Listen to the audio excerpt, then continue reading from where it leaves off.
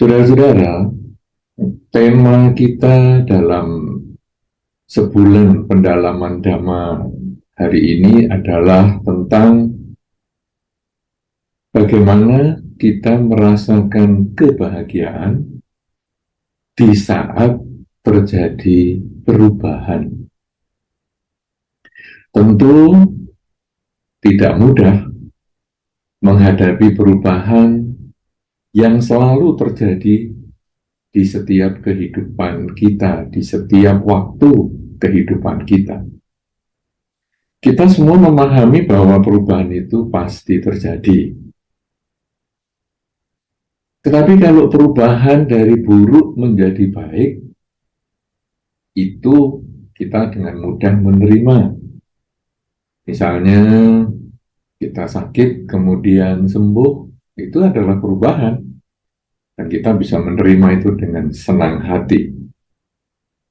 Kemudian dari kesulitan mendapatkan pekerjaan, kok sekarang jadi mudah sekali ya mendapatkan pekerjaan dalam suasana seperti ini? Itu akan mudah kita terima. Demikian pula ketika kita mendapat pujian, mendapat penghargaan, mendapat perhatian, sangat mudah kita menerima itu semua sebagai satu kenyataan dalam kehidupan kita. Tetapi bila yang terjadi sebaliknya,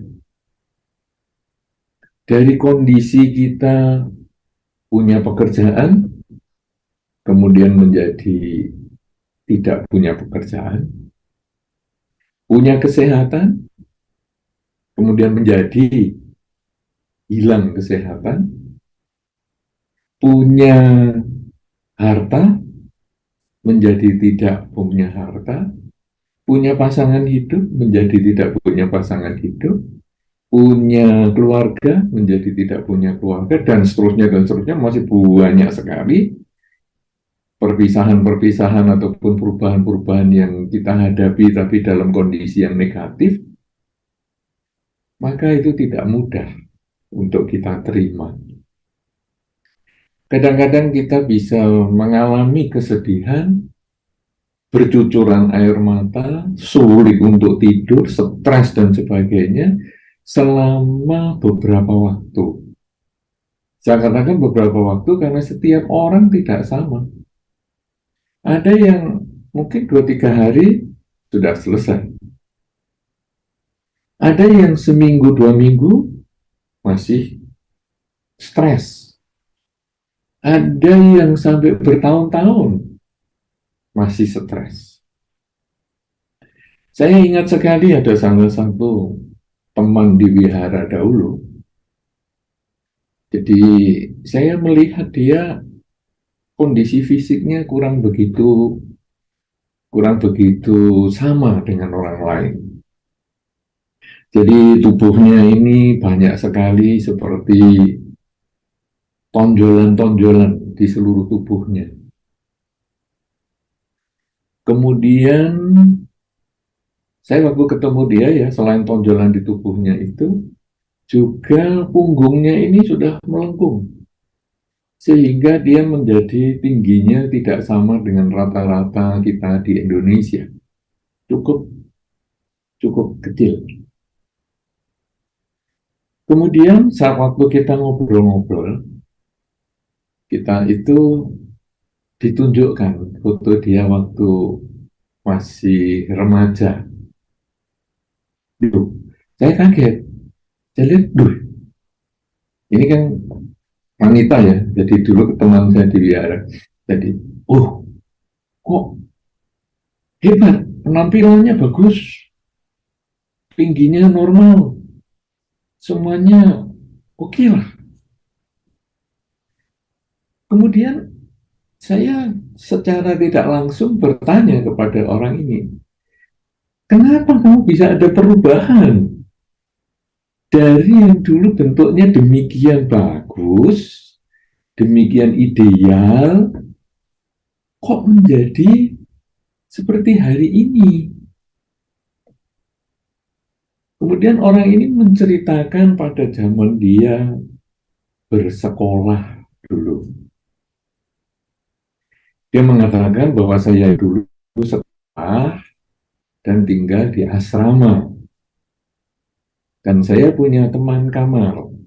Jadi sesama wanita, teman kamar. Kita sekolah bareng, kemudian ya belajar bareng, bersama-sama, ya pulang juga bersama-sama, tidur juga di dalam satu kamar di asrama tersebut.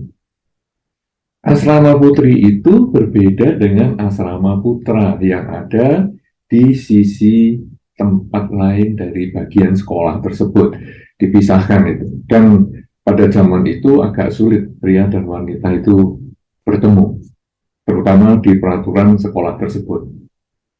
Sehingga ketika teman saya itu ingin bercerita, ingin berbagi dengan, ya mungkin istilahnya itu ada orang yang dia sukai, pria yang dia sukai, dia tidak bisa mengungkapkan secara langsung, dia menitipkan surat lewat teman kamarnya itu untuk diberikan kepada pria yang dia sukai, teman kelas juga sebetulnya.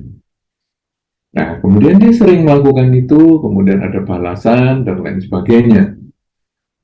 Ya, kemudian pada masa-masa tertentu kadang-kadang dia juga kirim mungkin alat tulis sebagai kenang-kenangan, dia ulang tahun, kadang dia memberikan mungkin baju dan lain sebagainya. Pokoknya banyak sekali kenangan-kenangan seperti itu. Dan demikian pula prianya juga memberikan banyak kenangan.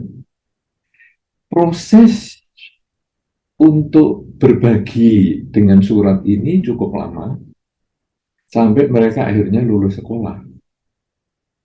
Tetapi setelah lulus sekolah, teman saya itu mendapatkan undangan pernikahan dari pria yang dia sukai itu, tetapi menikahnya adalah bukan dengan dirinya, tapi dengan teman kamarnya yang biasa disuruh dititipin surat maupun hadiah-hadiah tersebut. Jadi mereka itu malah karena sering dititipi, mereka menjadi dekat dan akhirnya malah menjadi pasangan hidup. Nah, teman saya ini tidak bisa menerima perubahan itu. Dia tidak bisa bahagia saat menghadapi perubahan. Dan dia stres luar biasa. Waktu saya bertemu dengan dia, itu sebetulnya sudah 9 tahun. Dia berpisah, kejadian itu sudah 9 tahun. Dia ditinggal menikah oleh orang yang dia sukai itu. Tapi dalam 9 tahun itu, tiap kali mengingat peristiwa itu, dia menangis. Dan dia sulit tidur, dan dia stres. Dan karena dia selalu menangis, dia selalu membungkuk dan lain sebagainya, tubuhnya itu dia berubah. Kemudian tubuhnya yang dulunya mulus bersih itu akhirnya keluar tonjolan-tonjolan banyak sekali di tubuhnya. Dan kemudian waktu dia menceritakan itu pun dia masih sedih. Dan ketika dia menceritakan itu pun dia membuka satu kotak yang isinya adalah hadiah-hadiah yang diberikan pria itu, termasuk surat-surat yang diberikan pria itu masih disimpan dalam 9 tahun dan masih tetap menginspirasi dia untuk selalu sedih, untuk selalu menangis dan tidak siap menghadapi perubahan. Ini kisah nyata seperti ini kemudian mengkondisikan kita untuk merenung bahwa kalau kita tidak siap menghadapi perubahan dari kebahagiaan jatuh ke dalam penderitaan, benar-benar kita itu menjadi berubah, baik cara berpikir maupun fisik kita. Orang yang kita stresi sudah menikah, dia itu orangnya sudah menikah dengan temannya kamar tadi, tapi dianya sendiri dalam 9 tahun selalu menangis, sehari bisa berkali-kali. Nah, saudara-saudara, Ini kalau tadi di dalam Dhammapada disampaikan bahwa walaupun seseorang bisa menaklukkan ribuan orang dalam ribuan kali pertempuran, tapi sesungguhnya orang yang bisa menaklukkan diri sendiri, itulah penakluk sejati. Nah, bagaimana sekarang menaklukkan diri sendiri? Menaklukkan diri sendiri itu kalau di dalam Dhamma adalah orang yang mampu mengendalikan diri. Ada bayangkan saja, penakluk ini apa kok? Orang yang ditaklukkan itu apa? Orang yang ditaklukkan berarti orang yang menurut oleh si penakluk. Satu contoh yang paling sederhana adalah, kalau mungkin kita sih dalam masyarakat sehari-hari jarang ya menaklukkan kuda, tapi mungkin Anda pernah menonton film tentang kuda liar, bagaimana cara menaklukkannya. Jadi kuda itu tidak biasa ditunggangin. Tapi kalau ada orang naik, kemudian dia berusaha melemparkan. Dia melompat-lompat setinggi mungkin sampai orang yang duduk di punggungnya ini kalau bisa lompat. Tetapi orang yang bisa menaklukkan itu, dia pegang kuat-kuat kuda ini. Dia gunakan kedua kakinya untuk menjepit perut kuda itu dengan sekuat tenaga. Sampai akhirnya kuda itu melompat-lompat, nggak bisa-bisa, tidak bisa melewatkan, tidak bisa melemparkan orang yang berada di punggungnya. Akhirnya dia takluk, dia menyerah, dan akhirnya dia menurut. Mau disuruh belok kanan, belok, disuruh belok kiri, belok, suruh maju, maju, suruh lompat, lompat. Itulah kuda yang sudah ditaklukkan. Nah, kalau tadi dikatakan, seseorang akan menjadi penakluk sejati kalau menaklukkan diri sendiri. Artinya, kalau diri sendiri ini bisa dikendalikan, menghadapi perubahan, maka dia adalah penakluk sejati. Saudara-saudara, sekarang marilah kita merenungkan diri kita masing-masing. Ketika kita menghadapi perubahan dari penderitaan menjadi kebahagiaan, kita sudah nggak usah ngomong, pasti senang, pasti bisa pernah menolak, dan kita akan ketawa dengan lebar. Dari suka, dari duka menjadi suka, ya, dari sakit menjadi sehat, kita pasti ketawa lebar. Tapi sebaliknya ketika kita dalam kondisi bahagia menjadi tidak bahagia, kalau kita tidak mampu menaklukkan diri sendiri, kita bisa seperti kuda yang akan melemparkan orang yang menduduki dan kita bisa terlempar dari punggung kuda, atau kalau jangka panjang, mungkin pengalaman teman saya dulu bisa terjadi juga pada kita. Karena dia manusia, dia bisa mengalami seperti itu, maka kita sesama manusia juga punya kemungkinan mengalami seperti itu juga. Karena itu sekarang, dalam kesempatan yang baik sekali di dalam sebulan pendalaman Dhamma ini, kita akan mencoba mencari cara bagaimana kita bisa menaklukkan diri kita ketika kita menghadapi perubahan, sehingga kita bisa berbahagia saat menghadapi perubahan. Yang tema kita pada kesempatan ini. Saudara-saudara, hal yang perlu kita renungkan pada saat terjadinya perubahan adalah bahwa perubahan itu wajar, bukan sesuatu yang aneh. Kita sebetulnya sudah mengerti itu dengan baik sekali. Kalau kita melihat di jendela semua cuaca ataupun langit di luar gelap, itu tidak gelap selamanya. Tadi beberapa jam yang lalu masih terang. Beberapa belas jam yang lalu malah masih pagi. Nanti beberapa jam kemudian dia juga akan pagi. Jadi ini semua selalu berproses. Kita tahu itu ada gelap, ada terang. Kemudian kita juga tadi pada saat meminta tuntunan sila, ada disebutkan sila yang ke-6, yaitu tidak makan setelah jam 12. siang atau setelah tengah hari. Kita juga tahu bahwa kita setelah jam 12 siang ini kadang kita juga bisa merasa lapar pada awal-awalnya ya.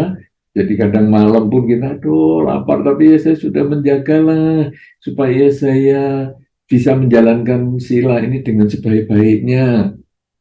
Kita tahu ada kenyang, ada juga lapar.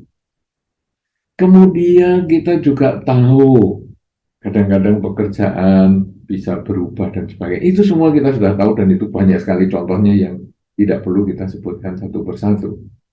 Nah, saudara-saudara, kalau kita sudah tahu bagaimana kita sekarang mendalami dan menghayati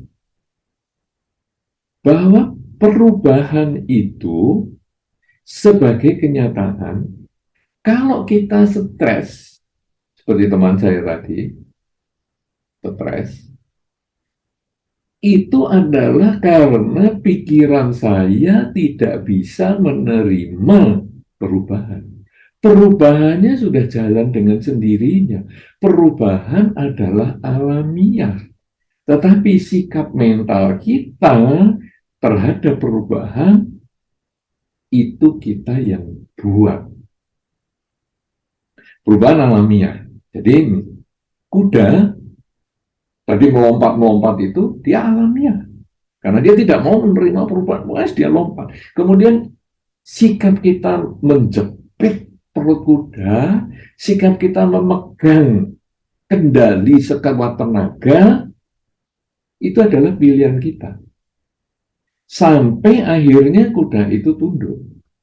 Demikian pula dengan teman yang tadi saya ceritakan di awal itu, lelaki yang dia sukai, dia sudah menikah, dia tidak dipikirkan lagi. Tetapi sikap kita menghadapi perubahan itu yang harus kita kuasai. Nah, sekarang bagaimana cara menguasainya? Bahwa di dalam kehidupan kita ini, yang disebut perubahan itu apa? Yang disebut perubahan itu adalah dimensi waktu. Yang membuat berubah adalah waktu. Tadi terang, sekarang gelap. Besok terang. Itu adalah permainan waktu. Tadi kenyang, sekarang lapar, besok kenyang. Itu perubahan waktu. Tadi sakit, sekarang sehat, besok mungkin sakit lagi. Semua hanya dipermainkan oleh waktu. Kalau demikian, sekarang kita dalam pengendalian diri ini, kita harus memahami bahwa sesungguhnya dimensi waktu itu ada hanya dalam pikiran kita. Tadi itu ada di dalam pikiran kita sebetulnya karena hanya khayalan. 1 jam yang lalu itu hanya ada khayalan, kenangan kita saja, ada hanya di dalam pikiran bahwa 1 jam yang lalu saya bertemu dia. Kenyataan saya mungkin sekarang sudah tidak ketemu dia.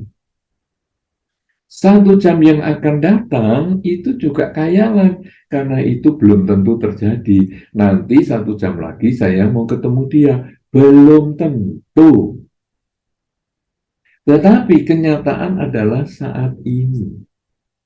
Tadi dan nanti dan tadi hanyalah pikiran kita.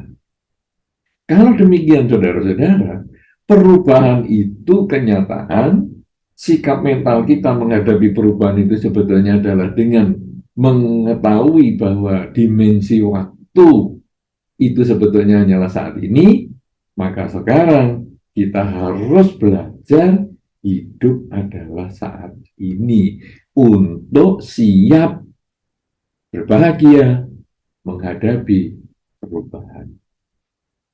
Jadi kuncinya supaya kita bahagia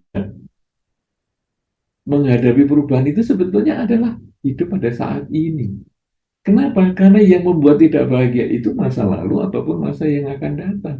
Kenyataan saat ini itu sebetulnya kita bisa memperbaiki perubahan di masa lalu yang mungkin buruk, dan kita bisa meningkatkan ataupun mempersiapkan diri kalau di masa depan terjadi hal yang buruk juga. Jadi saat ini sebetulnya yang kita miliki.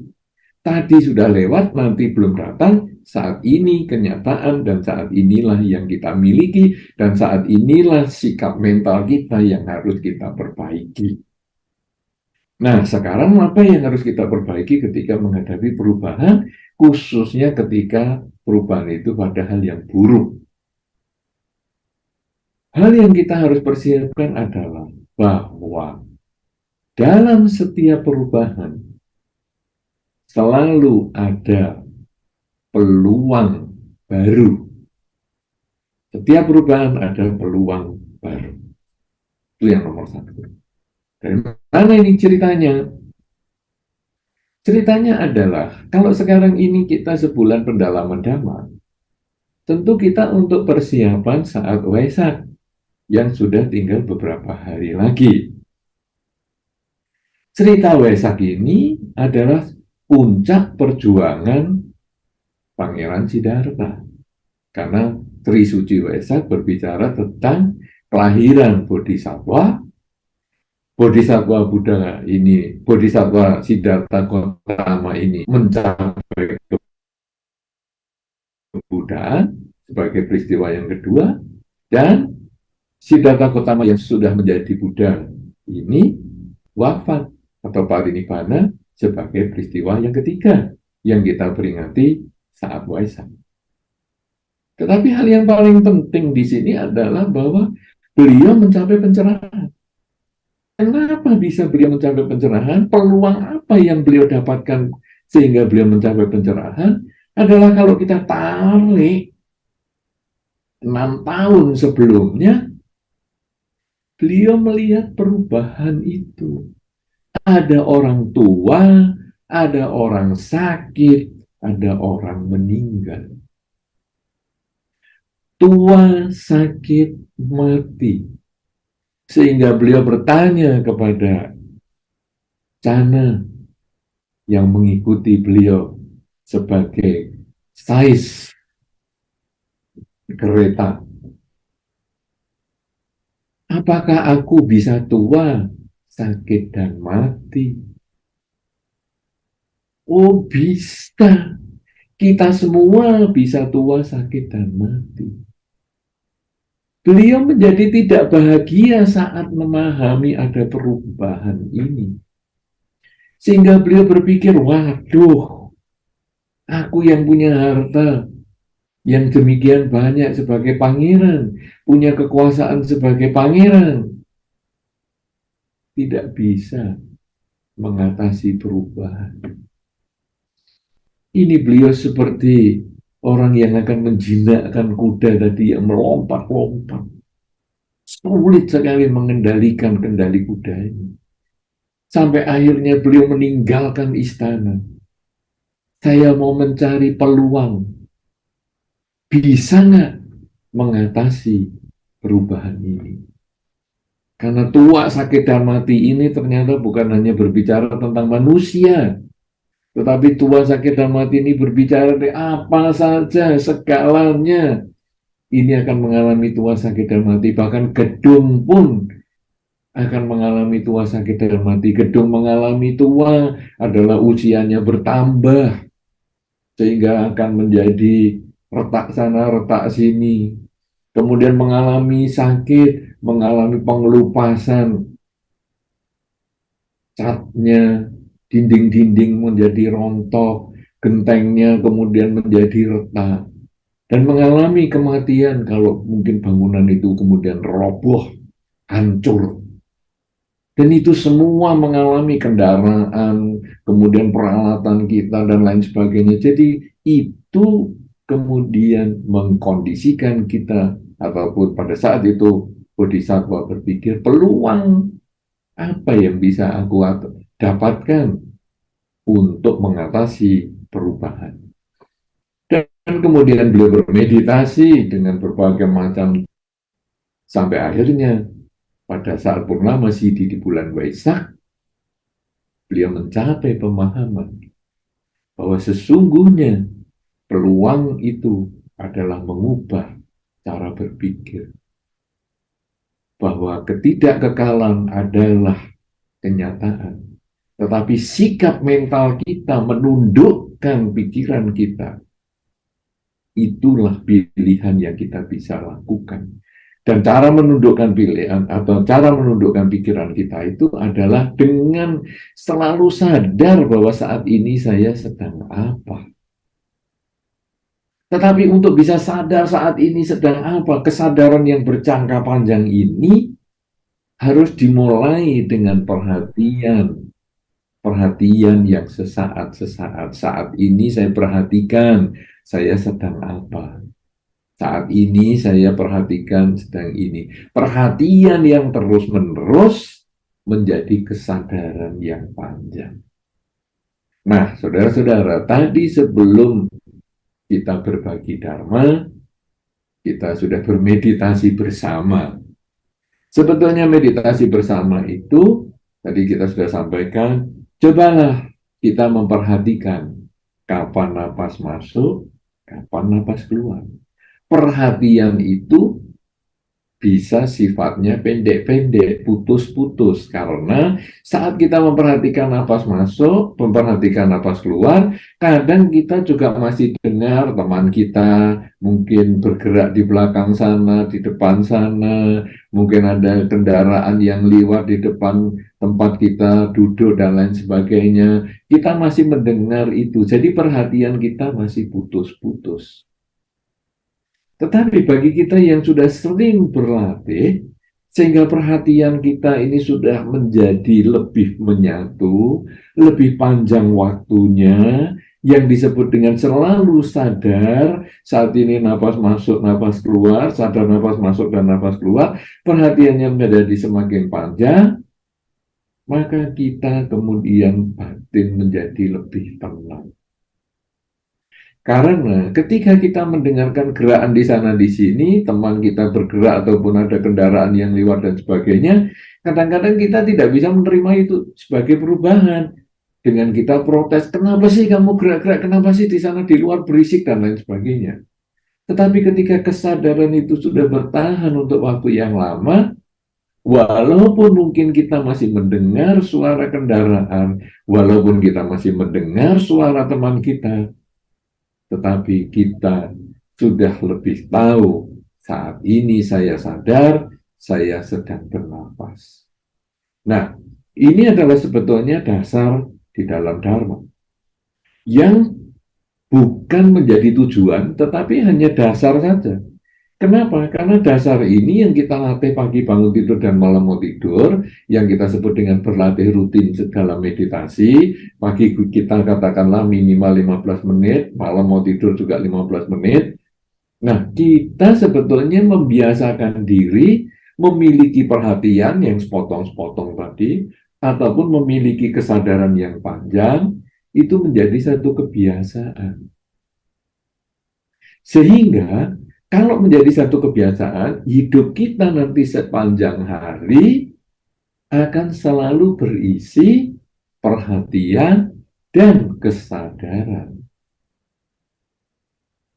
Maksudnya bagaimana ini? Pada saat saya setelah selesai meditasi pagi, yang tadi isinya adalah berusaha merasakan masuk dan keluar ini sebagai bentuk perhatian kalau sekali-sekali, kalau bisa sepanjang waktu kita bermeditasi itu menjadi kesadaran, selalu terpusat pada objek, maka sekarang begitu selesai saya mulai melangkah, berdiri dari tempat duduk saya dan saya mulai melangkah, saya sadar saya melangkah kaki kanan, saya sadar melangkah kaki kiri, saya sadar sedang menggosok gigi, saya sadar sedang mencuci muka, saya sadar sedang mandi, saya sadar sedang bersiap-siap bekerja, saya sadar berangkat kerja, saya sadar sedang bekerja, saya sadar sedang telepon, saya sadar sedang berbicara, saya sadar sedang istirahat siang, makan siang, saya sadar melanjutkan pekerjaan, saya sadar sedang pulang dan seterusnya sampai akhirnya saya sadar kembali untuk berlatih sebelum istirahat.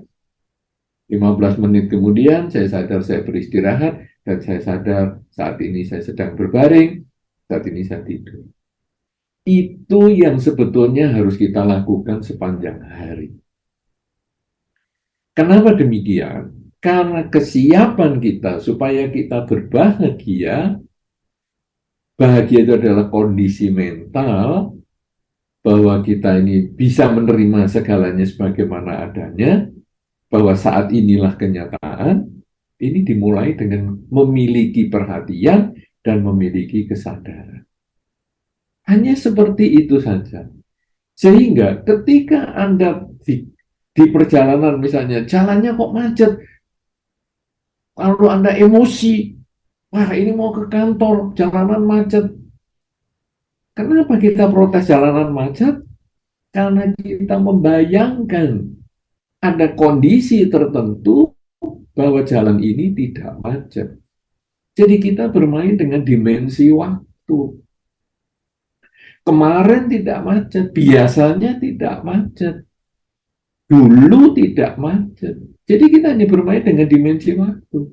Kemudian nanti kalau macet, saya kan pekerjaannya jadi terlambat dan sebagainya, itu nanti. Saat ini saya tidak bisa mengubah, sudah macet, sudah berhenti, stuck di situ, kendaraan di depan saya berhenti, kendaraan di belakang saya berhenti, saya maju nggak bisa, mundur nggak bisa, balik nggak bisa. Yang bisa saya ubah hanyalah cara berpikir. Ibaratnya naik kuda, saya sudah naik kuda liar tadi, sudah pegang kendalinya, kudanya lompat-lompat, ya saya hanya bisa menjepit paha saya dan juga betis saya, di lutut saya, jepit sekuat tenaga ke perut kuda itu. Tidak ada pilihan lain. Nah, jadi sekarang pada saat saya jalanan macet, bukan emosi kemacetannya. Sekarang saya hanya melihat peluangnya. Apakah yang bisa saya lakukan? Sama dengan Pangeran Siddhartha, begitu stres melihat perubahan, bukan hanya stres terus kemudian bertahun-tahun di rumah hanya sedih, kenapa kok ada perubahan, tapi justru beliau meninggalkan istana untuk mengubah cara berpikir. Demikian pula kita, jalanan macet. Bukan macetnya yang diomeli sekarang. Apa yang harus saya bisa lakukan ketika sedang macet? Jadi kita mulai melihat peluang dari sudut yang berbeda. Apa yang bisa saya lakukan sekarang? Oke, kalau gitu mungkin saya harus telepon beberapa klien saya bahwa ada beberapa hal yang bisa saya kerjakan walaupun saya tidak ketemu dengan dia. Nah, jadi apa yang bisa saya kerjakan ketika saya menghadapi kesulitan terhadap perubahan ini? Nah, kalau kita bisa seperti itu, maka perubahan apa saja kita bisa jalani dengan penuh kebahagiaan. Perubahan misalnya yang tadi saya sampaikan gelap. Jadi, tadi kan terang waktu saya datang ke biara. Loh kok sekarang kenapa jadi gelap? Kita tidak usah menyesali kegelapan, tetapi sekarang apa yang bisa saya lakukan dengan kegelapan ini? Misalnya, dengan gelap, maka saya punya kesempatan berlatih meditasi, misalnya. Karena biasanya kalau meditasi kadang lampu dimatikan, sekarang sudah gelap. Ya saya sekarang berusaha melihat peluang bahwa dalam gelap ini, saya bisa berlatih meditasi. Ya, itu kalau di lampu kita di rumah kadang-kadang PLN lampunya mati misalnya. Kadang-kadang kan kita stres, ya mati, gini-gini, ngomel atas lampu yang padam. Loh, untuk apa? Karena kita tidak bisa mengendalikan padamnya lampu itu. Yang kita bisa kendalikan adalah pikiran kita sendiri. Kita sebagai penakluk diri kita sendiri. Jadi, apa yang bisa saya kerjakan dengan lampu yang gelap ini? Apakah saya meditasi? Apakah saya kemudian dengan lampu yang gelap ini kemudian saya menyiapkan dengan HP, saya hidupkan baterainya, kemudian saya mencari lilin, ataupun mencari misalnya home light ataupun emergency light misalnya untuk dinyalakan dan sebagainya. Jadi apa yang harus saya kerjakan ketika saya menghadapi perubahan? Ini yang kita tanam di dalam pikiran kita. Kemudian kita sekarang tentu akan mengalami usia. Kita bertambah usia. Ini sebetulnya kita juga perubahan. Ya, Saya ingat sekali ketika saya ke Denpasar awal-awal itu, mungkin saya masih sangat muda sekali, karena saya mungkin masih, waktu itu masih sama Nera ya, di 30 tahun lebih yang lalu. Ada beberapa teman Anda ini di sekitar kita yang belum lahir hari itu. Masih muda sekali. Sekarang saya sudah usia 90. Kita juga ada beberapa teman kita ya sudah, yang dulu ketemu dengan saya waktu saya masih sama Nera, ya hari ini ya tentu sudah usianya sudah kurang lebih segitu. Kita tidak perlu menyesali usia tua itu. Kenapa? Karena memang ini sudah jalannya kehidupan. Tetapi apa yang bisa kita kerjakan ketika kita masih memiliki tenaga, masih memiliki kekuatan di usia hari ini? Itulah peluang. Tidak menyesali yang hilang, tetapi memanfaatkan yang ada. Ketika sekarang rumah kemudian mengalami ketuaan, retaklah, catnya mengelupaslah, jangan ngomel retaknya, jangan ngomel kelupas catnya, tapi apa yang aku bisa kerjakan dengan retaknya ini? Oh, mungkin aku tambal. Oh, ini mungkin aku cat ulang. Dalam banyak kesempatan, kadang kita berubah. Misalnya, sepeda motor mau dipakai kerja, bannya kempes, atau kendaraan mau dipakai kerja banyak kempes, langsung kita ngomel-ngomel, kita tendangi bannya, enggak ada gunanya. Tapi apa yang bisa saya kerjakan sekarang sebagai peluang bahwa bannya kalau kempes ini apa yang harus saya lakukan? Oh, mungkin saya menggunakan ojek online misalnya atau apa. Jadi kita langsung siap menghadapi perubahan dengan berpikir perubahan ini semuanya tidak bisa kita kendalikan. Yang kita bisa kendalikan adalah pikiran kita, mencari peluang baru, mencari hikmah atas perubahan yang terjadi. Yang ini sebetulnya sudah diajarkan oleh Pangeran Siddhartha, guru kita yang tiap tahun kita selalu memperingati dalam acara Waisak dengan sebulan pendalaman Dhamma. Sehingga kalau sekarang sudah sekian kali kita mendalami Dhamma, sekian kali kita diingatkan bahwa kita ini harus hidup pada saat ini dengan perhatian dan kesadaran, sudahkah kita siap menghadapi perubahan? Dan sudahkah kita bahagia saat menghadapi perubahan? Kalau kita belum berbahagia saat menghadapi perubahan, berarti kita masih menuntut perubahan itu harus berubah. Padahal yang kita bisa kendalikan adalah pikiran kita sendiri. Ingat baik-baik, walaupun orang bisa menaklukkan ribuan musuh dalam ribuan kali pertempuran, sesungguhnya penakluk sejati adalah orang yang menaklukkan dirinya sendiri. Jadi, sudahkah kita bisa melihat setiap kali ada peluang dalam perubahan? Bagaimana sekarang? Sadar setiap saat dengan perhatian dan kesadaran. Kalau Anda selalu gunakan ini, kita selalu dibimbing untuk berlatih meditasi, sadar napas masuk, sadar napas keluar. Kalau bisa nanti selama 15 menit meditasi selalu menyadari kapan masuk dan kapan keluar dan seterusnya. Kalau itu menjadi kebiasaan, maka kebahagiaan itu akan muncul. Karena itu saudara-saudara, cobalah kita berlatih sedikit-sedikit secara rutin, pagi bangun tidur, malam mau tidur. Kita gunakan perhatian dan kesadaran untuk mengamati diri kita, dan nanti sepanjang hari untuk mengamati apa saja yang muncul di dalam perasaan kita, yang muncul di dalam batin kita, sehingga akhirnya apa saja yang muncul akan menjadi tenggelam.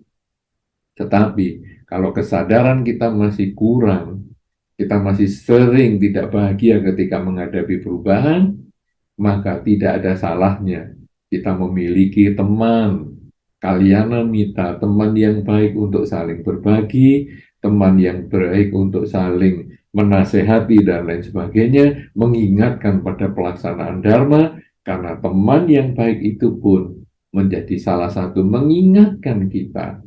Karena dharma ini sebetulnya adalah berbicara tentang kenyataan hidup. Sehingga ketika kita mengalami stres, tidak bahagia ketika menghadapi perubahan, kemudian kita menyampaikan kepada teman dekat kita yang bisa dipercaya, kemudian dia bisa memberikan masukan, dan kita lalu, oh iya ya, memang kuncinya hanya punya perhatian dan kesadaran. Kita diingatkan kembali seperti itu, dan akhirnya kita bersemangat untuk menghadapi perubahan.